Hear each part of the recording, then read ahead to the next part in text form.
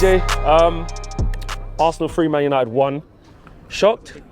Not really. You know, this is us. You know, you just look at the games against Everton, Liverpool, and now Arsenal. This is the new Man United, isn't it? This is us. This has been us this season. And to think, Flex, you know, we spoke about at the start of the season, we were even contemplating about challenging for the Prem. And look how the mighty are falling. We're literally just trying to scrape a 6th, 4th. Like, it's not working, innit? Like today, shambles, just shambles. And for large parts of the game, you know, Arsenal didn't play too well either, and we still let it slip. That's the thing that frustrates me the most. Like you start the game in that manner. 3 minutes. Diogo Dalot. Rafael Varane, my guy, I'll say it, shocking. Looks shaky all game. Lindelof, shocking. Telles, shocking. You know, and we start off in that vein, and having conceded a second before half-time, and then getting back into it before half-time, and then putting the pressure on and getting a chance at 2-2.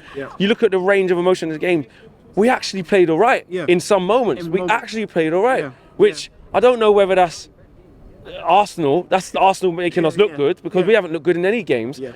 But the mentality to get it done in the crucial moments, whether it's giving away silly goals or not being clinical enough in the moment, it comes back to mentality. Yeah, it really does. And do you want to know something? There's been a myth around the fan base about, you know, Maguire. The reason why we concede goals is Maguire. That has been put to bed. That's been put to bed today. Do you know what I mean? We've had Rafael Varane and Lindelof. I was saying on the match. Should be stronger with them. Yeah, that's what I was saying. I'm saying we've got our preferred 2 that most fans would pick. And again, we still look shaky. You know, Alex Telles, Dalot, like, for me, we need to address that in the summer. Somehow, some way, somehow. They're not good enough. They're not good enough, right?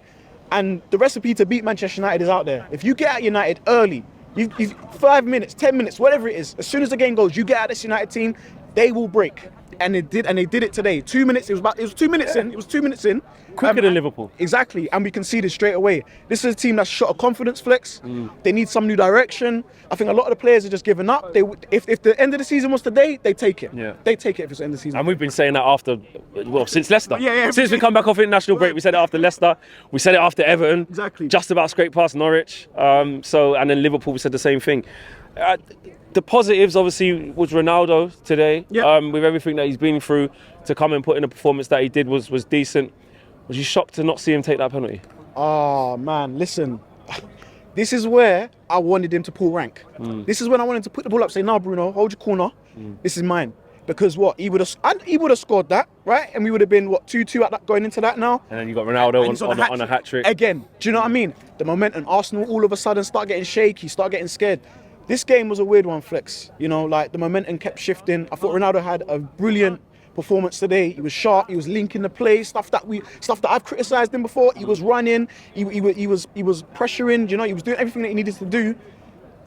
He should have taken the penalty. I think that was a fundamental point in the game where we could have turned it around, and we didn't get it, because the referee should have arguably given us maybe 3 decisions in the first half. There was a good 3 decisions, and out of that 3, either one of the 3, we deserve one of them at least. We didn't get that.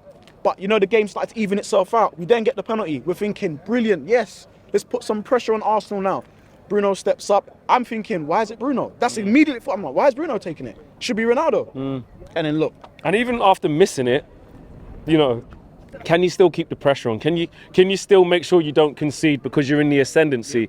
And look, they're slow to get out to Xhaka. I haven't seen it back, but from what I saw, it gets them at the edge of the box. They're slow to get out to him. No one closes him down, and then that's it. You know, just lights out then. Yep, slow to react. And I was screaming. I was thinking, more poor defending. Yeah, and that's the thing. When the ball rolls to the edge of the box to an oppositional player, you put your body on the line. You know, Phil Jones used to do it, and I'm not saying he's the best defender at the club. I just want to say, in terms of effort, he would have thrown any body part at that ball to try and block that from going in. None of our players wanted to run out and challenge for the ball. Do you think it's like the players just don't care enough? They just don't... I wouldn't say they don't care enough, because I know this is something that's been sort of bandied around. I think they tried today.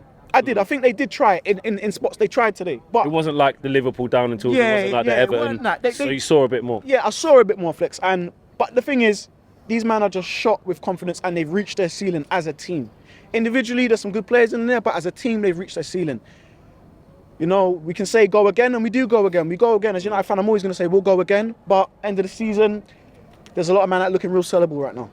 Midfield today, you know, Matic, Bruno, and McTominay. McTominay came back in today. What did you make of McTominay today? McTominay was okay. He put his foot in where we haven't had anyone putting their foot in for the last few games. He played all right. I thought Matic again was all right. Bruno for me though, I'm gonna say it. One of my favourite players. He deserved the praise. He deserved the contract, but not now. When he's not firing flicks, he's a passenger for us, and we cannot afford to have passengers. When he's not assisting or scoring, what does he bring to the team? There's nothing.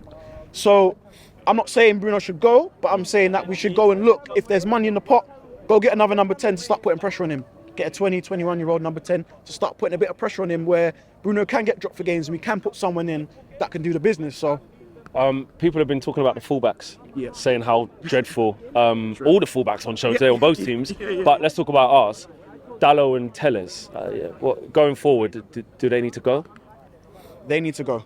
I'm not sure how much money Eric's going to have, but I think now, looking at this game and looking at the last few games, we need to add that as an area of concern. It might not be pressing, but we need to address it at some point. It's a massive issue.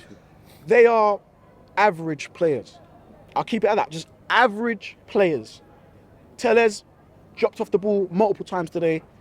He's not even crossing it in the box as well as he should be, and that's what we brought him for. Dalot, the same thing. He was preferred over Wan-Bissaka because there was this perceived notion that he gets the ball in the box. Ain't seen none of that. Ain't seen none of it. Yeah, Dalot hit the bar today. Okay, great effort. But apart from that, nothing. They've been shocking. They're shaky. Saka had Telles on toast. Easy, light work. Light work. Positionally, both our fullbacks are suspect also. So definitely we need to address that. Definitely, man. Love it. Love it.